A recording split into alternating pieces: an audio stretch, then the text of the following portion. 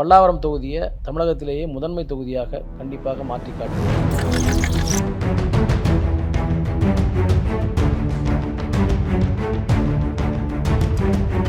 அனைத்து இந்திய அண்ணா திராவிட முன்னேற்ற கழகத்தினுடைய தேர்தல் அறிக்கை it is a super star, it is an ultimate ஸ்டார்னு சொல்லுவோம்.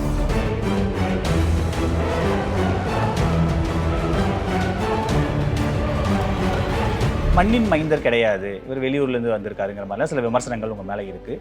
முதல்ல நான் இந்த மண்ணின் மைந்தன் அப்படின்னு முதல்ல சொல்லிக்கிறேன். நான் சென்னையில் வசிக்கிறேன்.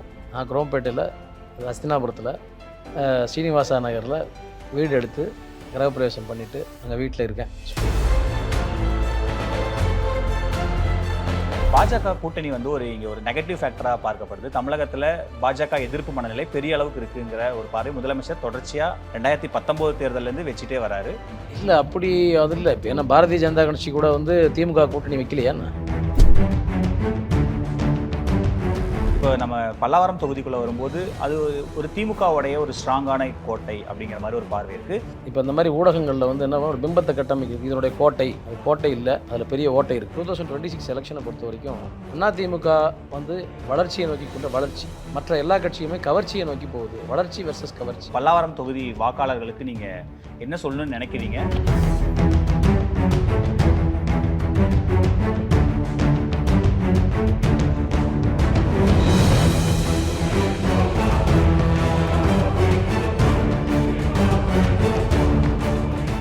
நியூஸ் கிளிட்ஸ் நேயர்களுக்கு வணக்கம். இன்றைய சிறப்பு நேர்காணலில் நம்மோடு பல்லாவரம் தொகுதி ஐஜேகே வேட்பாளர் டாக்டர் வெங்கடேசன் நம்மோடு இணைந்திருக்கிறார். அவரை வரவேற்று நிகழ்ச்சிக்குள் போகலாம். சார் வணக்கம். சார் வணக்கம்.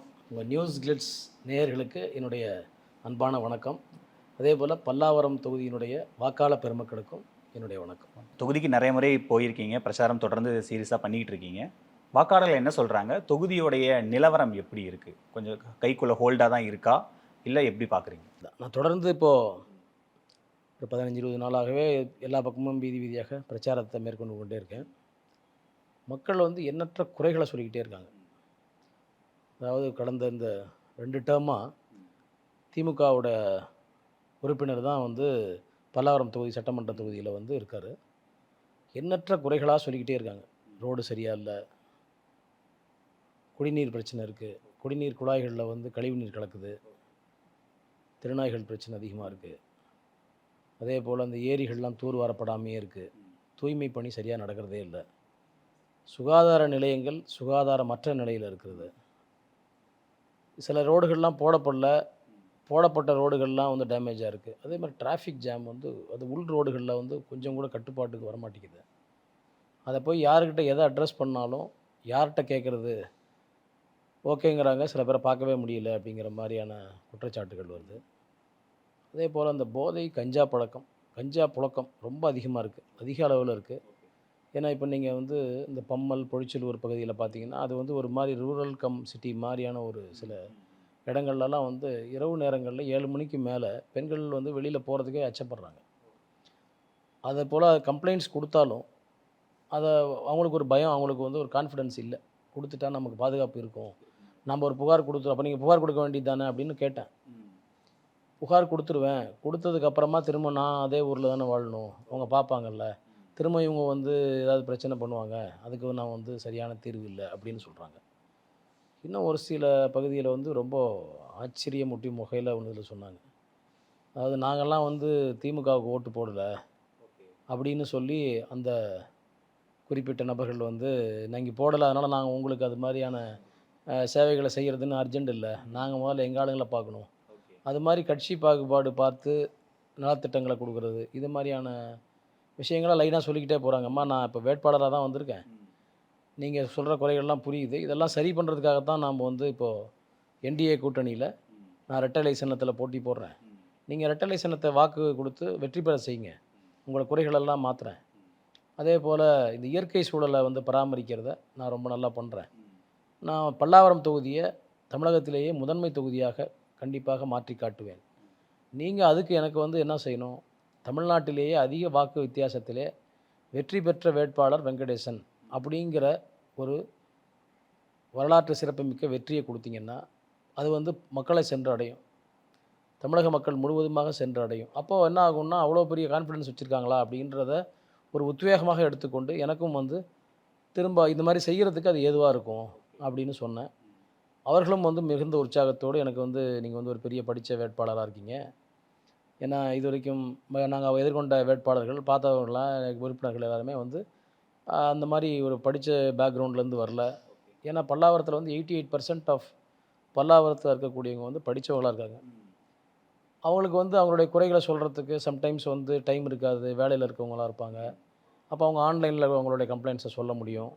அதுக்கெல்லாம் நான் வந்து டிஜிட்டலாக ஏற்பாடு பண்ணுறதுக்கும் நிறைய திட்டங்களை வச்சுருக்கேன். ஓகே. இது மாதிரி வரிசையாக குறைகளை சொல்லிக்கொண்டே இருக்கிறாங்க. அதுக்குண்டான எப்படி செய்யணுங்கிறதுக்கும் கேள்வி கேட்குறாங்க. நீங்கள் எப்படி செய்வீங்க அப்படின்னு கேட்குறாங்க. நான் வந்து என்னுடைய முதல் ப்ரையாரிட்டி வந்து நான் இயற்கை சூழலை பாதுகாப்பது, ஏரிகளை தூர்வாருவது. நிறைய பூங்காக்கள் இருக்குது. அந்த பூங்காக்கள் வந்து நிறைய அதில் பராமரிக்கப்படாமல் இருக்குது. குப்பை கூளமாக இருக்குது. அந்த செடிகள்லாம் பராமரிக்கிறது இல்லை. சில இடத்துல கிரவுண்ட் இல்லை பசங்களுக்கு விளையாடுறதுக்கு. ஸோ இந்த போதை கலாச்சாரத்துக்கு போவதிலேருந்து அந்த இளைய இளைய மாணவர்களை மீட்பதற்கு இந்த விளையாட்டு வந்து ஒரு பெரிய உத்வேகமாக இருக்கும் அப்படின்னாங்க. நேற்று ஒரு கோச் ஒரு ஹேர்டில்ஸ்லாம் சொல்லி தர்ற ஒரு கோச்சு பசங்க விளையாண்டுட்ருக்காங்க. அவங்கக்கிட்ட நான் சந்தித்தேன். அந்த அம்மா சொல்கிறாங்க, அவங்க இளம் வீராங்கனை, அவங்க வந்து எங்களுக்கு கிரவுண்டு வந்து இல்லை, இருக்கிற கிரவுண்டை வந்து நாங்கள் எடுத்து பிளாட் போட போகிறோன்னோ வேறு ஏதோ பண்ண போகிறோன்னு சொல்கிறாங்க. நான் அதுக்கு சொன்ன ஒரு உத்தரவாதம், கண்டிப்பாக விளையாட்டுக்கு முக்கியத்துவம் கொடுக்கப்படும், இயற்கை சூழல் காப்பாற்றப்படும். நீங்கள் அதை நினைக்காதீங்க. நீங்கள் வந்து இந்த மாதிரி வாக்களிக்க சொல்லுங்கள். ஸ்போர்ட்ஸுக்கு வந்து I will give fullest support. What type என்ன ஸ்போர்ட்டாக இருந்தாலும் சரி, அது ஓட்டப்பந்தயமாக இருந்தாலும் சரி, வாலிபாலா ஃபுட்பாலா எதுவாக இருந்தாலும் சரி. அதே போல் இப்போ இந்த பம்மல் சைடில் பார்த்தீங்கன்னா பசங்க நிறைய கிரிக்கெட் விளையாடுறதுக்கு ஆர்வத்தில் இருக்காங்க. கவர்மெண்ட் ஸ்கூல்ஸில் கிரிக்கெட் கிரவுண்டு இருக்குது. ஆனால் அதை போய் அவங்க உபயோகிக்க முடியாத நிலைமையில் இருக்குது. அதை லாக் பண்ணிடுறாங்க, உள்ளே விட மாட்டேங்கிறாங்க. அவங்க ஏன் லாக் பண்ணுறாங்கன்னு கேட்டிங்கன்னா, பசங்க உள்ளே போய் ஏதாச்சும் போதையில் உட்காந்துருந்தாங்கன்னா நமக்கு தெரியாது. இந்த மாதிரியான ஒரு கருத்துக்களை சொல்கிறாங்க. அதெல்லாம் நிவர்த்தி செஞ்சுட்டு அவங்களுக்கு பர்மிஷன் கொடுத்து அரசு பள்ளிகளில் வந்து அந்த டைமிங் கொடுத்து பசங்க கண்டிப்பாக விளையாட போகிறதுக்கு ஃப்ரீயாக விடுற மாதிரி பாஸ் கொடுத்தோ இல்லை அவங்கள உள்ளே போக வச்சு விளையாட வைக்கிறதுக்கு உண்டான ஒரு அனைத்து ஏற்பாடுகளையும் செய்யணும். அதே போல் நீட் கோச்சிங் சென்டர் வந்து இருக்குது, ஆனால் சரியான படிக்கு இல்லை.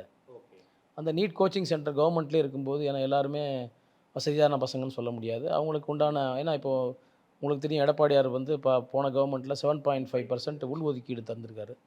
இப்போ இந்த முறை வந்தார்னா நான் அந்த 10% நான் வந்து உயர்த்தி தருவேன் அப்படின்னு சொல்லியிருக்காரு.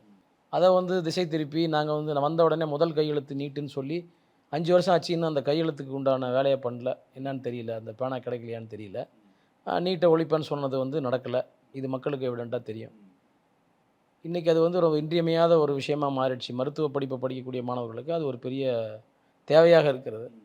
மாணவர்களான எலிஜிபிள் ஆகிட்டாங்க. இப்போல்லாம் வந்து நீட்டை கம்ப்ளீட் பண்ணுற அளவுக்கு எல்லா மாணவர்களும் ரெடி ஆகிட்டாங்க. அதுக்கு உண்டான ஒரு கோச்சிங்கை கொடுக்கணும், அந்த ஒரு ஏற்பாட்டையும் செய்கிறோம். அதே போல் சாலைகள் வசதியை பண்ணுறதுக்கு உண்டான ஏற்பாடுகளும் செய்யணுங்கிறதுக்கும் உத்தரவாதம் கொடுத்துருக்கேன். இந்த ஏரிகள் எல்லாத்தையும் தூர்வாருவேன் அப்படிங்கிறதுக்கும் சொல்லியிருக்கேன்.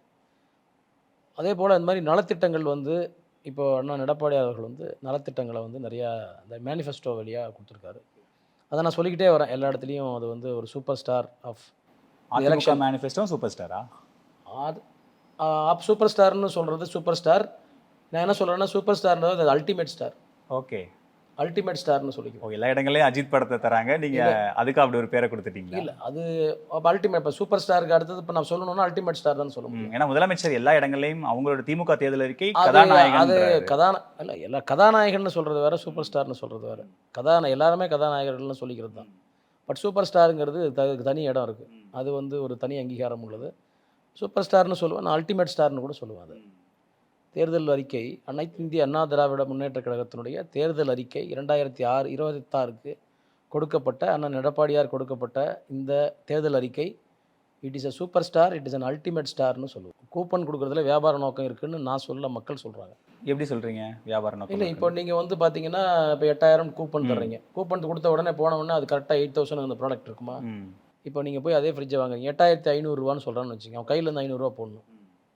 இல்லை 8500 ஃப்ரிட்ஜ் வாங்கும்போது அவன் என்ன பண்ணுவாங்க, இன்னொரு ப்ராடக்ட்டை வந்து சேர்த்து ஸ்டெபிளைசர் சேர்த்து வாங்கிக்கோங்க, இல்லை வேறு ஏதாவது ஒரு ப்ராடக்ட் சேர்த்து வாங்கிக்கோங்க அப்படின்னு சொல்லும்போது அது ஒரு அந்த பணத்தை வந்து இன்டைரக்டாக அந்த வியாபாரம் அந்த எந்த கடையில் அவங்க கான்ட்ராக்ட் போட்டிருக்காங்களோ அந்த கான்ட்ராக்டுக்கு அது ஒரு வியாபாரத்துக்கு ஒரு உள் வியாபாரம் பண்ணுறதுக்கு உண்டான ஒரு வழிவகையை வகுக்குமோ ஒழிய நேரடியாக 10,000 கொடுப்பது என்பது எப்படி, அக்கௌண்ட்டில் போடுறேன் 10,000 ரூபான்னு சொல்கிறது எப்படி, அதை ஃப்ரிட்ஜு கொடுக்குறேன்னு சொல்கிறது எப்படி, அதை பாருங்கள். இந்த பக்கம் கூப்பன் கொடுக்குறது எப்படிங்கிறத பெண்களுக்கு ஏன்னா அம்மா வந்து ஸ்கூட்டி திட்டம் கொடுத்துருந்தாங்க, ஆமா. அதை நிறுத்திட்டாங்க. அம்மா உணவகம் கொடுத்துருந்தாங்க, நிறுத்திட்டாங்க. அம்மாவோட தாலிக்கு தங்கம் நிறுத்திட்டாங்க. அம்மா மருந்தகம் நிறுத்திட்டாங்க. ஆனா திட்டங்கள்லாம் வெவ்வேறு பேர்ல மக்கள் நல திட்டங்களா தானே இருக்கு. மக்கள் நலத்திட்டம்னு சொல்கிறாங்களே ஒழிய அது பயன் கிடைக்கல அவங்களுக்கு. மக்களுக்கு பயன் பெற்ற மாதிரி எனக்கு பார்த்த வரைக்கும் கிடைக்கல. இவங்க கலைஞர் மகளிர் உரிமை தொகைன்னு சொல்லி ஒன்று கொடுக்குறாங்க. இல்லை இப்போ உணவகத்துக்கு கலைஞர் கேன்டீன் ஒன்று நாங்கள் பண்ணுறோன்னு சொன்னாங்க, அது கொடுக்கல. 100 ரூபா மானியம் வந்து கேஸ் சிலிண்டருக்கு கொடுக்குறேன்னு சொன்னாங்க, கொடுக்கல. கல்விக்கு உண்டான கடனை தள்ளுபடி பண்ணுறேன்னு சொன்னாங்க, கொடுக்கல. இது மாதிரி இந்த மாதிரி நலத்திட்டங்கள் நல்லா இருந்த நலத்திட்டங்களை நிறுத்திட்டாங்க. இவங்க ப்ராமிஸ் பண்ணதையும் அவங்க செய்யலை. நீட்டை ப்ராமிஸ் பண்ணாங்க, செய்யலை. கேஸுக்கு 100 ரூபா சொன்னாங்க, செய்யலை. இது போல் எதெல்லாம் அவங்க பெருசாக ப்ராமிஸ்ன்னு சொல்லிட்டு வந்தாங்களோ அதை எதையுமே அவங்க செஞ்ச மாதிரி தெரியலையே. ஓய்வூதிய திட்டம், பழைய ஓய்வூதிய திட்டத்தை திரும்பி நாங்கள் நிறைவேற்றுவோம்னாங்க, பண்ணலை. இப்போ நம்ம பல்லாவரம் தொகுதிக்குள்ளே வரும்போது அது ஒரு திமுகவுடைய ஒரு ஸ்ட்ராங்கான கோட்டை அப்படிங்கிற மாதிரி ஒரு பார்வை இருக்குது. குறிப்பாக இந்த சென்னை, திருவள்ளூர், காஞ்சிபுரம் ஒட்டி கடந்த முறை பார்க்கும்போது ஒரே ஒரு இடங்களில் தான் அதிமுக கூட்டணி கடந்த முறை வெற்றி பெற்றுச்சு. மீது எல்லா தொகுதியும் திமுக ஸ்வீப் பண்ணுறாங்க. குறிப்பாக பல்லாவரம்ங்கும் போது தாமோ பர்சன் ரொம்ப அருகாமையில் இருக்கிற தொகுதி, அப்படிலாம் ஈஸியாக விட்டுற மாட்டார் அப்படின்னு ஒரு பார்வை இருக்கே, அதை எப்படி எடுத்துக்கிறீங்க? அது இதெல்லாம் ஒரு பிம்பத்தை கட்டமைக்கிறது. இப்போ இந்த மாதிரி ஊடகங்களில் வந்து என்ன ஒரு பிம்பத்தை கட்டமைக்கிறது. இதனுடைய கோட்டை, அது கோட்டை இல்லை, அதில் பெரிய ஓட்டை இருக்குது. நான் என்ன சொல்ல வரேன், நீங்கள் இதெல்லாம் இந்த மாதிரி பிம்பத்தை கட்டமைக்கிறது. ஒரு பர்சனாலிட்டியை கொண்டு வந்து, இப்போ நீங்கள் சொன்னீங்க இல்லையா, தாமோ அன்பரசு இருக்கார், இவர் இருக்கார் அப்படின்னு சொல்லி நம்ம ஊடகம்லாம் சேர்ந்து ஒரு பிம்பத்தை க்ரியேட் பண்ணி அப்போ ஒரு பெரிய கேரக்டராக காமிச்சு அவங்களுக்கெல்லாம் வந்து நம்ம ஜாஸ்தியாக இது பண்ணுறோம். மக்கள் கடைசியில் முடிவு பண்ணணுங்க. ஒரே ஒரு பேரை வச்சு நீங்கள் சொல்லி அதனால் வந்து நடக்கிறது இல்லை. மக்கள் என்ன முடிவு பண்ண போறாங்க? அவர் தானே பொறுப்பு அமைச்சராக இருக்காரு. அதே மாதிரி எங்கள்கிட்டையும் சிட்லப்பாக்கம் மன்னன் சிட்லப்பாக்கம் ராஜேந்திரன் இருக்காரு, அவர் மாவட்ட தலைவராக இருக்காரு. நீங்கள் அதை மாதிரி பேசணுங்கன்னா பர்சனாலிட்டிஸ் பேசணும்னா இண்டிவிஜுவல் பர்சனாலிட்டிஸ். நான் அதுக்கு வரல. மக்கள் வந்து ஒவ்வொரு தேர்தலுக்கும் ஒவ்வொரு அணுகுமுறையை கையாளுவாங்க. போன முறை இருந்த கூட்டணி வேறு, இந்த முறை இருக்கிற கூட்டணி வேறு. இந்த முறை இருக்கின்ற அதிமுகவுடைய அசுர பலம் என்பது வேறு. எப்படி அசுர பலம்னு சொல்கிறேன்? ஆமாம், இப்போ வந்து அதில் முன்னாடி டிவிஷன் இருந்துச்சு, ஆனால் டிடிவி இல்லை முன்னாடி. இப்போ அவர் சேர்ந்துட்டாங்க. யாரெல்லாம் ஓபிஎஸ் வெளில போயிட்டாரு, அதுதான் பெட்டர்னு சொல்கிறோம். அது பெட்டர்னு தானே தேமுதிக வெளில போயிடுச்சு, அது பெட்டர்னு தானே சொல்கிறோம். இப்போ ஏன்னு சொன்னால் தேமுதிக எதற்காக ஆரம்பிக்கப்பட்ட கட்சி?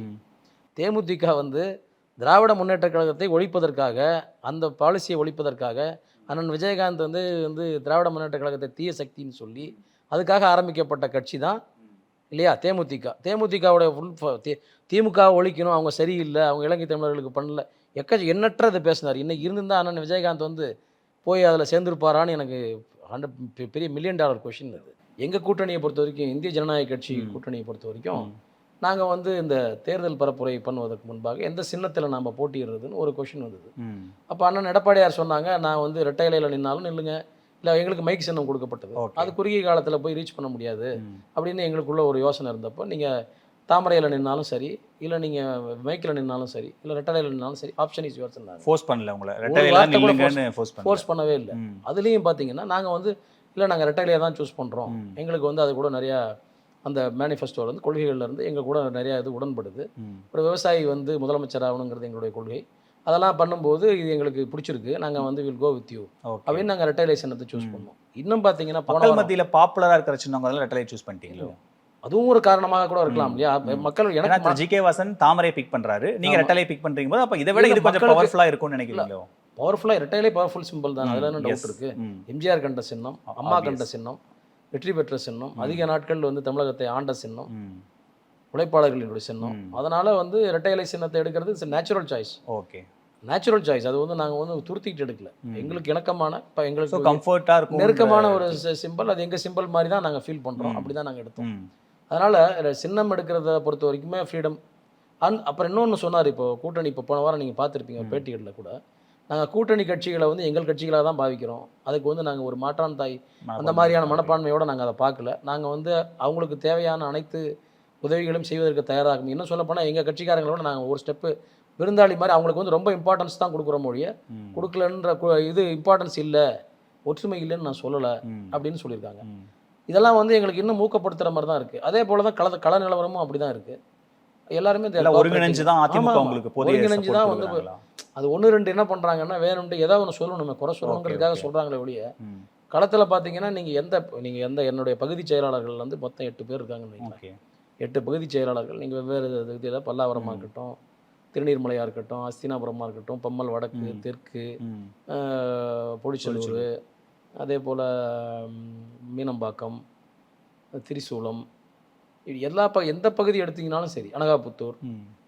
எந்த இடத்துக்கு போனாலும் அந்த பகுதி செயலாளரோட எல்லா பக்கமும் நாங்கள் கூட போய் அந்த வட்ட செயலாளர்களோ இல்லை அந்த வார்டு மெம்பர்ஸோ அவைத்தலைவர்களோ எல்லாருமே வந்து ரொம்ப கோஆப்ரேட்டிவாக இருக்காங்க. அதாவது இவர் வந்து நான் அவர் கூட நீண்ட நாள் பழகிய போல தான் இருக்காங்க. ம். குறிப்பாக பெண்கள் வந்து எல்லா இடத்துலையும் உற்சாகமான வரவேற்பு. இப்போ உற்சாகமான வரவேற்புனா நீங்கள் வந்து வெறும் இல்லை, தெருக்களில் போகும்போது மக்கள் வீட்டில் இருந்துக்கிட்டு கொடுக்குற ரியாக்ஷன்ஸ் இருக்கு இல்லையா, ஓகே. அதை நான் வந்து கண்ணில் பார்க்குறோம்ல, நமக்கு தெரியும்ல, அதை பார்த்த உடனே இது உண்மையான அன்போட நம்மளை ஆதரிக்கிறாங்களா இல்லையாங்கிறது நம்ம கண்டுபிடிச்சிடலாமே. ஓகே. அதை பார்த்தேன். அதனால் கண்டிப்பாக அனைத்து இந்திய அண்ணா திராவிட முன்னேற்ற கழகம் வெற்றியடையும். அண்ணன் எடப்பாடியார் அவர்கள் முதலமைச்சராக இப்போ இந்த மாதிரி பல்லாவரத்தில் முரசு உங்களை எதிர்த்து போட்டியிடுறாங்க. அங்கேயும் ஒரு ஸ்ட்ராங் கேண்டிடேட்டை தான் அவங்களும் முன்னாள் எம்எல்ஏவாக இருந்தவர் தான் போட்டிருக்காங்க. போட்டி கொஞ்சம் கடுமையாக தான் இருக்குது அப்படிங்கிற மாதிரி ஒரு பார்வை சொல்லப்படுது. அது எனக்கு நான் என்ன சொல்லுவேன்னா, முன்னாள் எம்எல்ஏன்னு சொன்னீங்க இல்லையா, அப்போ தான் அதை ரிமைண்ட் பண்ணுறீங்க. அவர் செங்கல்பட்டில் முன்னாடி எம்எல்ஏவாக இருந்தார். What is is progress report? என்ன செஞ்சுருக்காரு? வாட் இஸ் இஸ் அச்சீவ்மெண்ட்ஸ் சொல்லுங்கள். இந்த 5 வருஷம் இருந்திருக்காரு.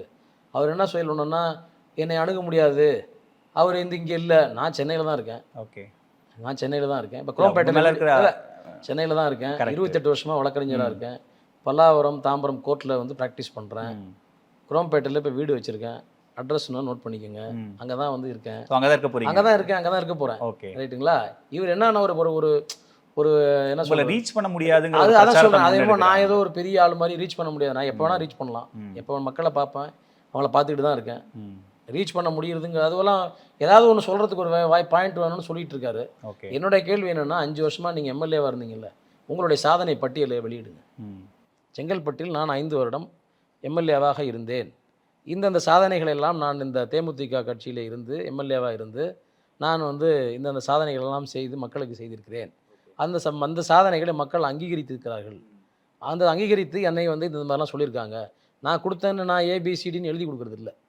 நான் ஒன்று சொன்னேன்னா திரும்பி நான் சொல்கிறது இல்லை, மக்கள் வந்து சொல்கிற மாதிரி நான் இதெல்லாம் பண்ணியிருக்கேன் அப்படின்னு ப்ரூவ் பண்ணணும் இல்லையா? அப்போ தானே நீங்கள் எம்எல்ஏவாக இருந்ததுக்கு உண்டான நீங்கள் செஞ்சு கொடுத்துருக்கீங்கன்னு அர்த்தம். சார், பொதுவாக அவங்க மேலே வைக்கிற இன்னொரு விமர்சனம் வந்து, இவர் இந்த ஊரில் இருக்க மாட்டார், வெளியூரில் இவர் அக்சஸ் பண்ணவே முடியாது அப்படிங்கிற ஒரு கேம்பெயினை உங்கள் எதிராக நிற்கிற வேட்பாளர் பெரிய அளவுக்கு பிரச்சாரம் வைக்கிறாரு.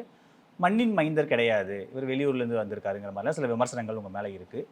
அவர் என்ன சொல்கிறாரு, நான் இங்கே தான் இருக்கேன், பக்கத்தில் தான் இருக்கேன், 2 வருஷமாக இங்கே இருக்கேன், இங்கே திமுகவோட கோட்டை, இந்த மாதிரியான சில பார்வைகள்லாம் அவங்களும் வைக்கிறாங்க. இந்த விமர்சனத்தை எப்படி எடுத்துக்கிறீங்க நீங்கள், இந்த மண்ணின் மைந்தர் இல்லை அப்படிங்கிற விமர்சனம்? இல்லை, முதல்ல நான் வந்து இந்த மண்ணின் மைந்தன் அப்படின்னு முதல்ல சொல்லிக்கிறேன். நான் சென்னையில் வசிக்கிறேன். நான் குரோம்பேட்டையில், அஸ்தினாபுரத்தில், ஸ்ரீனிவாசா நகரில் வீடு எடுத்து கிரகப்பிரவேசம் பண்ணிவிட்டு அங்கே வீட்டில் இருக்கேன். ஸோ நான் அந்த மண்ணின் மைந்தருங்கிறத நான் முதல்ல பதிவு பண்ணிக்கிறேன். அடுத்ததாக வந்து அவர் சொல்கிறது நான் நினைக்கிறேன் அவங்க கட்சி தலைவரை சொல்கிறாங்களோன்னு தான் எனக்கு தோணுது. இப்போது தேமுதிகவோட அந்நியார் அவர்கள் வந்து இப்போ விருத்தாச்சலத்தில் நிற்கிறாங்க. அவங்க மண்ணின் மைந்தரா? அங்கே விருத்தாச்சலத்தில் அவங்க சொந்த ஊரா? அங்கே நிற்கிறாங்களா? அப்போ அவங்கள சுட்டி காட்டுறதுக்காக அதை சொல்கிறாங்களான்னு எனக்கு தெரியல. அதே போல் ஒரு திரு விஜய் பிரபாகர் அவர்கள் வந்து விருதுநகரில் நிற்கிறாரு. அவர் மண்ணின் மைந்தர் விருதுநகரில் தான் இருக்காரா? சென்னையில் வசிக்கிறாங்க இல்லையா? அவரை போய் எளிதில் அணுக முடியுமா? ஆனால் என்னை அணுக முடியும். அவங்க தலைவி போய் விருத்தாச்சலத்தில் வந்து போய் வீடு எடுத்து அங்கே இருக்க போது அங்கே அணுக முடியுமா? என்னை அணுக முடியும். நான் சென்னையில் தான் இருக்கேன். ஸோ அவங்கள சுட்டி காட்டுவதற்கு பதிலாக அவர் மாறாக தவறாக என்னை சுட்டி காட்டுறாருன்னு நினைக்கிறேன். அவங்கள முதல்ல மண்ணின் மைந்தர்னு அவர் ப்ரூவ் பண்ணிட்டோம். அப்புறமா அவர் என்கிட்ட வரட்டும். முதல்ல அவங்க கட்சியில் இருக்கிற தலைவி அவங்கள வந்து அவர் ப்ரூவ் பண்ணிட்டு, ஆமாம் அவங்க மண்ணின் மைந்தர் தான், அவங்க எந்த ஊரில் போனாலும் அவங்க வந்து மண்ணின் மைந்தர் ஆகிடுவாங்க அப்படின்னு அவர் சாட்டிஸ்ஃபை ஆகிறதுக்கு பதில் சொல்லட்டும். அதுக்கப்புறமா அவர் என்கிட்ட வரட்டும். நான் சாதாரணமாக எங்கே வேணால் பார்த்துக்கலாம், அதை விட சாதாரணமாக என்ன பார்க்கலாம். என்னென்னா, பல்லாவரம் தொகுதி இயல்பாகவே அது திமுகவுக்கான ஒரு சாதகமான தொகுதின்னு, அதனால தான் இந்த முறை நீங்கள் யாருனாலும் அங்கே வெற்றி பெற்றுருவாங்க, கூட்டணி சார்பாக நீங்கள் நில்லுங்கன்னு தேமுதிக கொடுத்துட்டதா ஒரு பார்வையை சொல்கிறாங்க. அப்படி இருக்கிற தொகுதிக்குள்ளார நீங்கள் தலைமை கட்சியாக, நீங்களும் அதிமுக தலைமை கட்சியாக போட்டியிடும் போது அப்போ ஒரு திமுக கூட்டணிக்கு ஒரு எட்ஜ் இருக்குது. ஏன்னா அந்த கூட்டணி பலமாக இருக்காங்க, 23 கட்சிகள் சேர்ந்து ஒரு கூட்டணிங்கும் போது ஒரு எட்ஜ் இருக்குன்னு ஒரு பார்வை இருக்கே, அதை எப்படி எடுத்துக்கிறீங்க? இந்த பதில் சொல்கிறதுக்கு நான் இருந்த நல்ல வேலை வேறு கேள்வி கேட்க விட்டுட்டேன். அதை 23 கூட்டணிங்கிறதே பலம் இல்லைங்கிறேன். ஏன்னா நீங்கள் போன முறை நீங்கள் இருந்து வெற்றி பெற்றது எத்தனை கூட்டணி? அதுலேயே நீங்கள் வலுவாக இருக்கீங்கல்ல, நீங்கள் தான் அவ்வளோ சாதிச்சிருக்கீங்கல்ல. அதாங்க சொல்கிறேன், அவ்வளோ சாதிச்சிருக்கீங்கல்ல, உங்கள் சாதனை பேசணும்ல, அந்த பயத்தில் தானே நீங்கள் அதிகமாக கூட்டுறீங்க. நாமளே என்ன பண்ணுவோம், 4 பேர் இருக்கோம், ஐயோ கம்மியாக இருக்கு, இன்னொரு 4 பேர்த்த சேர்த்துப்போம் அப்படின்னு சொல்லும்போது, கூடுதல் பலம்னு சொல்கிறது வந்து வார்த்தை ஜாலமோடைய, நீங்கள் வந்து சேர்த்துக்கிறதே பயத்தினால தான் அத்தனை கூட்டணி இல்ல அவங்கள வராங்கன்னு நீங்க பார்க்கலையா? எந்த அணி வெற்றி பெறுதோ அதை நோக்கி கட்சிகள் நகர்றாங்கன்னு இப்போ பார்க்கலையா? தேமுதிக கடைசியில் வர்றதை மக்கள் எப்படி பார்க்குறாங்கன்னு மக்கள் பார்வைக்கு விட்டுருவோம். நான் இப்போ டிபேட் பண்ண விரும்பல அதை. மக்கள் பார்வைக்கு தேமுதிக எந்த கட்டத்தில் வந்து சேர்ந்தாங்க, சேர வேண்டிய சூழ்நிலை எப்படி வந்தது, சேர்ந்ததுக்கப்புறம் அதை மக்கள் எப்படி பார்க்கிறார்கள், சேர்த்தப்பட்ட காரணம் என்ன, அதற்குண்டான லாப நஷ்டங்கள் என்ன அப்படிங்கிறத மக்கள்கிட்ட விட்டுட்டோம். ஏன்னா நம்மளோட அவங்க வந்து புத்திசாலியாக யோசிப்பாங்க. அதனால் அவங்க யோசித்து இப்போ எப்படி பண்ணுறாங்கன்னு பார்ப்பாங்க. அப்படிப்பட்ட ஒரு கூட்டணியை சார்ந்த தேமுதிகவுடைய நண்பர் வந்து நமக்கு எகென்ஸ்டாக இப்போ நிற்கிறாருங்க. இங்கே ஒரு பாஜகவுக்கு ஒரு மிகப்பெரிய எதிர்ப்பு இருக்கு அப்படின்ற ஒரு பார்வை இருக்கு. முதலமைச்சர் தொடர்ச்சியா இது தமிழ்நாடு வெர்சஸ் டெல்லி அணி அப்படின்ற ஒரு நெரேட்டிவ்ல தான் இந்த கூட்டணி எதிர்ப்பு. நீங்க தொடர்ச்சியா பாஜக கூட்டணியில பயணிக்கிறீங்கன்ற முறையில முதலமைச்சரோட இந்த நெரேட்டிவை எப்படி பாக்குறீங்க? அவர் வந்து அந்த கிரிக்கெட்டை கொண்டு வரதுக்காக பார்க்குறாரு. அந்த சிஎஸ்கேவை யூஸ் பண்ணுறதுக்கு, தோனியோட புகழை வந்து தான் எடுத்துக்கணும்னு பார்க்கறதுக்காக பண்ணுறாரு. தோனி மோடி அணி வெர்சஸ் ஸ்டாலின் அணி அப்படின்னு கட்டமைக்கிறாங்க. டெல்லி வெர்சஸ் சிஎஸ்கேன்னா he wants to recall the cricket match. அதில் சிஎஸ்கேனா சென்னை வருது, சென்னைனா தோனி வர்றாரு, நான் தோனியோட ரிஃப்ளெக்ஷன் இந்த உங்களுக்கு வந்து இமேஜினேஷனை கொண்டு வரதுக்காக வேண்டி யாரோ கேம்பெயின் மேனேஜர் சொல்லி கொடுத்த ஒரு வாசகத்துக்கு அவர் டெல்லி வர்சஸ் சென்னைன்னு சொல்லிக்கிட்டு இருக்காரு.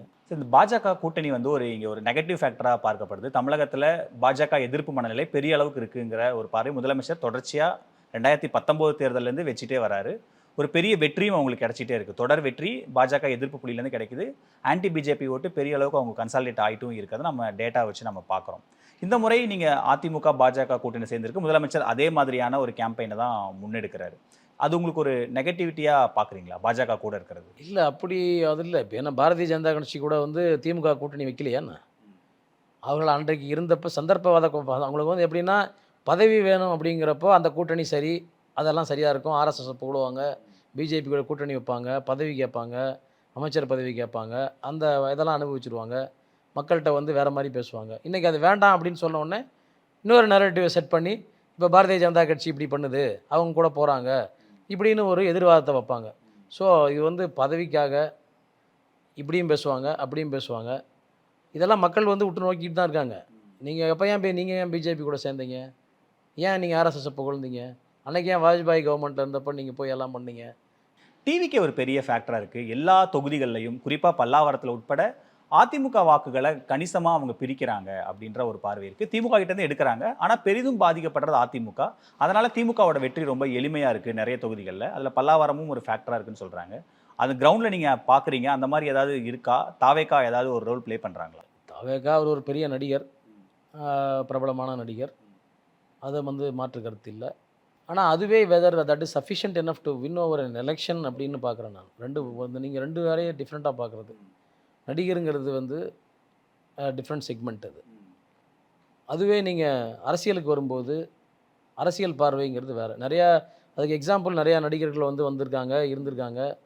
நீங்கள் எம்ஜிஆர் மனசில் நினச்சிக்கிட்டே இதை நினைக்க முடியாது. ஏன்னா எம்ஜிஆர் அதுக்கு அந்த மாதிரியான ஒரு சூழ்நிலை தானே இருக்கு. எம்ஜிஆர் வந்து ரொம்ப நாளாக கட்சியில் இருந்தார், திராவிட முன்னேற்ற கழகத்தில் எம்எல்ஏவாக இருந்தார். அதற்கப்புறமா வந்து கருத்து வேறுபாடுனால வந்து ஆரம்பித்தார். ரொம்ப நீண்ட காலமாக அரசியல் பயணம், அவரோட பயணம் நெடிய பயணம், கூடவே சேவையும் வந்து செஞ்சுக்கிட்டு வந்துக்கிட்டு அரசியல் பண்ணவர் அவர். இது அப்படி கிடையாது, கட்டமைப்பே கிடையாதுங்க. கிரவுண்டில் இல்லை, கிரவுண்ட் ரியாலிட்டியில் கட்டமைப்பு இல்லை. ஓகே, கட்டமைப்பு இல்லாமல் உங்களுக்கு எப்படி போய் மக்களை ரீச் பண்ணுறது? ஒரே ஒரு நீங்கள் விஜய் ரேட் இப்போ அவங்க வீட்டில் சாக்கடை அடைச்சிருச்சுன்னா என்ன பண்ணுவாங்க? வீட்டில் பாதாள சாக்கடை திட்டத்துக்கு யார் இருந்து நிறைவேற்றுவாங்க? அதை போய் ஒரு ரியலாக உள்ளே இருந்து யார் பார்க்குறது? இப்போ ஒரு கட்சி வந்து திமுகவாக இருந்தாலும் சரி, அதிமுகவாக இருந்தாலும் சரி, அந்த பகுதி செயலாளரோ வட்ட செயலாளரோ அந்த குறையை கேட்க முடியும். இப்போ நீங்கள் என்ன ஒரு வார்த்தையில் சொல்லிட்டீங்கல்ல, நீங்கள் போய் இருப்பீங்களா பண்ணின்னு கேட்பீங்களா, உங்களை ரீச் பண்ண முடியுமான்ட்டு. சாதாரணமாக ரீச் பண்ணக்கூடிய என்னையவே இப்படி சொன்னீங்கன்னா அவரை எப்படி ரீச் பண்ணுவீங்க? அவரை ரீச் பண்ணுறது எப்படி ரீச் பண்ணுவீங்க? ஒருத்தர் எப்படி பண்ணுவாங்க?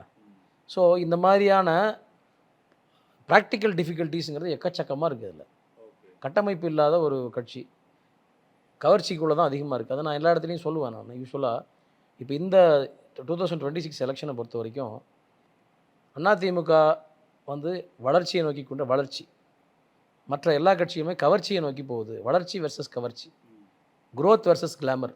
இதுதான் இந்த எலெக்ஷனோட ஒரு பெரிய ஒரு பேசு பொருளாக இருக்குன்னு நான் நினைக்கிறேன். இப்போ நிறைவாக இப்போ பல்லாவரம் தொகுதி வாக்காளர்களுக்கு நீங்கள் என்ன சொல்லணும்னு நினைக்கிறீங்க? நான் வந்தால் என்னெல்லாம் செஞ்சு கொடுப்பேன், என்னெல்லாம் பண்ண வேண்டியது இருக்கு? ஏன்னா அங்கே தொடர் திமுக வெற்றி பெற்றே இருக்காங்க.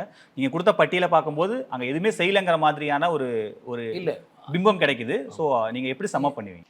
என்னென்ன செய்யணும்னு நினைக்கிறோம்னா, நம்ம வந்து இயற்கை வளங்களை பராமரிக்கிறது, ஏரிகளை தூர்வாருவது, இந்த கிரவுண்ட்ஸ் விளையாடுற கிரவுண்டுங்கள்லாம் பூங்காக்களை எல்லாம் சரி செய்வது, அரசு பள்ளிகளை எல்லாம், கல்லூரிகள், அங்கன்வாடி பள்ளிகள், ஆதி திராவிடர் பள்ளிகள், இந்த மாதிரி நிறையா இருக்குங்க. அதெல்லாம் வந்து பராமரிப்பு கம்மியாகவும், ஒரு நல்ல தரமற்ற நிலைமையிலையும், சுகாதார நிலையங்கள்லாம் சுகாதாரம் இல்லாத நிலையிலையும் இருக்குது. இது எல்லாத்தையும் மாற்றணும். அதே போல் இந்த பாதாள சாக்கடை திட்டம் அதிமுக கொண்டு வந்தது. அந்த அதிமுக கொண்டு வந்ததுனாலேயே நிறையா இடத்துல அப்படியே நின்று போச்சு. அங்கே பல்லாவரத்தை பொறுத்த வரைக்கும் அது திரும்பவும் அந்த பாதாள சாக்கடை திட்டத்தை முழுமை பெற்று பயன்பெற மாதிரி பண்ணணும். அதே போல் மழை காலத்தில் என்ன ஆயிடுதுன்னா வெள்ளம் சூழ்ந்துருது. சின்ன மழை பெஞ்சா கூட அந்த ட்ரைனேஜ் சிஸ்டம் ஒரு நெரிசல் மிகுந்த பகுதியாகவும் இருக்குது. ஆமாம், அந்த நெரிசல் அதுக்கு என்ன செய்யணும்? இப்போ நான் இன்னும் 2 திட்டங்கள் என்ன சொல்லுவேன்னா, இந்த மினி பஸ் திட்டம் மாதிரியே மினி வேன் திட்டம் போட்டால் எப்படி இருக்கும்ட்டு, ஈவியில் வந்து நம்ம வந்து அந்த சின்ன சின்ன சந்துகளில் போகிற மாதிரி ஒரு 15 பேர் 10 பேர் 20 பேர் பயணிக்கிற மாதிரி, காஸ்ட்டுக்கு வந்து ரொம்ப கம்மியாக பண்ணுற மாதிரி ஈவி வெஹிக்கிள்ஸை அந்த லொக்காலிட்டியில் மட்டும் ஓடுற மாதிரி, பக்கத்தில் ஓடுற மாதிரி பண்ணால் எப்படி இருக்கும்? இது மாதிரியான திட்டங்களை அறிவிக்கிறது. அதே போல் மற்ற கட்டமைப்புகள், இந்த பொது கழிப்பிடங்கள் சரி பண்ணுறது, இந்த கொசுது வந்து ரொம்ப ஜாஸ்தியாக இருக்க மாதிரி, அதெல்லாம் வந்து லோக்கல் பாடியில் பண்ணணும்னாலும் என்னென்ன பண்ணணுன்றதுக்காக ஒரு பெரிய லிஸ்ட்டே வச்சுருக்கேன் நான். மக்களுடைய இதெல்லாம் குறைய கேட்டு குப்பை எடுக்கிறதுல பெரிய பிரச்சனை. அசோசியேஷன்ஸ் அங்கே வந்து நிறையா இருக்குது. ஃப்ளாட் அசோசியேஷன்ஸ் நிறையா இருக்குது. அவங்க சொல்கிற முதல் போன உடனே என்ட்ரானோடனே சொல்கிற முதல் குற்றச்சாட்டு என்னென்னா, இந்த குப்பையை எடுக்கவே மாட்டுறாங்க, குப்பை எடுக்கிறதுக்கு காசு கேட்குறாங்க, அதுவும் ரெகுலராக எடுக்கிறது இல்லை, அந்த லாரிக்கு லோடு சேர்ந்ததுக்கப்புறம் தான் இங்கேருந்து குப்பையே போகுது, தினம் எடுக்கிறது இல்லை அப்படின்னு சொல்கிறாங்க. கழிவு நீர் போகிறதுக்கு சில இடத்துல கனெக்ஷன் சரியாக கொடுக்கலன்னு சொல்கிறாங்க. இந்த எண்ணற்ற மக்களுடைய குறைகள் அனைத்தையும் கண்டிப்பாக நிறைவேற்றுவேன்னு சொல்லியிருக்கேன். அதுக்கு மேலே நான் இன்னொன்று சொல்லியிருக்கேன், நான் பல்லாவரம் தொகுதியை முதன்மை பெற்ற தொகுதியாக, தமிழகத்திலேயே முதல் தொகுதியாக மாற்றி காட்டுவேன்னு சொல்லியிருக்கேன். அதே போல் நான் 28 ஆண்டுகளாக வழக்கறிஞராக சென்னை உயர்நீதிமன்றத்தில் பணிபுரிஞ்சிக்கிட்டு இருக்கேன். இனி பல்லாவரம் தொகுதியினுடைய வழக்கறிஞராக மாறி அவர்களுக்காக எப்படி நீதிமன்றத்தில் போராடினேனோ அதே போல் சட்டமன்றத்தில் போராடி உங்களுக்கான உரிமையை பெற்றுக் கொடுப்பேன்னு சொல்லியிருக்கேன். திமுகவுக்கு 2 தடவை சான்ஸ் கொடுத்தீங்க. நீங்கள் பல்லாவரம் மக்களை நான் கேள்வி கேட்குறேன், ஆர் யூ சாட்டிஸ்ஃபைடு? 2 தடவை வாய்ப்பு கொடுத்தீங்களே, திருப்தியாக இருக்கா? இந்த திமுக கோட்டையாக இருக்குது, இவர் அங்கே இருக்கார், அவர் வந்து இன்ஃப்ளூயன்ஸ் பண்ணுவார், அதெல்லாம் விட்டுருங்க. ப்ராக்டிக்கலாக திங்க் பண்ணி பாருங்கள். மக்கள் சாட்டிஸ்ஃபைடா? நீங்கள் 2 முறை வந்து உங்களை ஒருவர் ஆட்சி செய்திருக்கிறார். 2 முறை உங்கள் தொகுதியில் வந்து ஒரு திமுகவுடைய உறுப்பினர் இருந்திருக்கிறார். உங்களுக்கு திருப்தியாக இருக்கிறதா? நீங்கள் ப்ராக்ரஸ் ரிப்போர்ட் போடுங்க. திருப்தி இல்லைன்னா இன்றைக்கி இன்னொருத்தர் வந்திருக்கார், அவர் ஏற்கனவே செங்கல்பட்டில் எந்த ப்ராக்ரஸும் காட்டாதவர். நீங்கள் இப்படியே தான் இருக்க போகிறீங்களா? இல்லை இப்படி ஒரு படித்த வேட்பாளர் வராரு, அவர் வந்து இந்த மாதிரியான வாக்குறுதிகளை தராரு அப்படின்னு பார்த்துட்டு சாட்டிஸ்ஃபை ஆகி அவருக்கு வாக்களிப்பீங்களான்றதை மக்கள் யோசித்து அவங்களுடைய வாக்குகளை இரட்டை இலைக்கு கொடுங்க. ஒரு வாய்ப்பை தாருங்கள். Give me a chance. see to that your constituency is growing. growth-ஐ நோக்கி போங்க, வளர்ச்சியை நோக்கி போங்க, கவர்ச்சியை நோக்கி போகாதீங்க. கிளாமர் வந்து சாப்பாடு போடாது, வளர்ச்சி தான் சாப்பாடு போடும். வளர்ச்சி தான் வந்து நாட்டை முன்னேற்றும், உங்களுடைய தொகுதியை முன்னேற்றும்.